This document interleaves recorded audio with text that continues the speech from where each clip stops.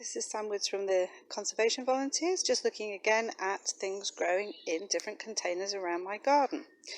So here I've got a bean and a kale plant growing together in just an old plastic box with some holes drilled in the bottom. There's also a few tiny lettuce in there.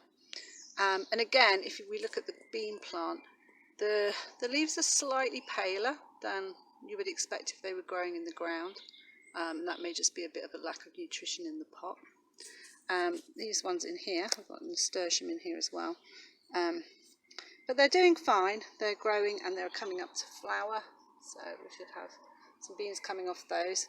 But you can see that the growth in the raised bed, which is lined with cardboard and manure, is very vibrant.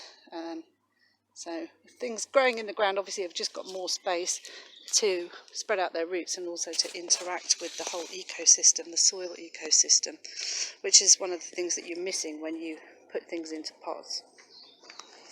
But you can get a healthy level of growth. So here we've got another courgette in a pot. This has got quite a lot of nutrition in the bottom, and it's coming up now beautifully, flowering and producing fruit. Quite happy, even though it's just in quite a small container. I've also got more peas in a pot here, and they're not quite as tall as the ones in the ground, but they're still producing.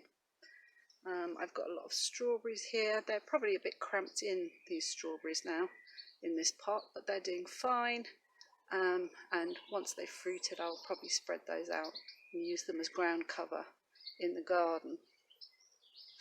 The blueberry here, so blueberries quite like being in pots because they like to have acidic or ericaceous compost, so they don't like a lot of lime in the soil, but it's just starting to look like it might be not quite getting the right nutrition, so I may go and get some ericaceous feed, so acidic feed, just to feed up my blueberry here.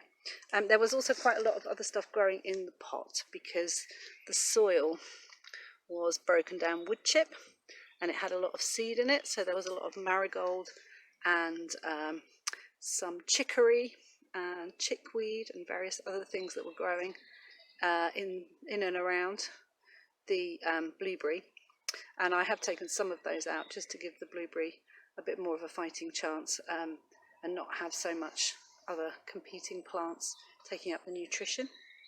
But you can see here that I've got raspberries growing, and I've left the marigolds and other plants in there for the time being, so because I enjoy marigolds, so but they will be competing a bit with the raspberry.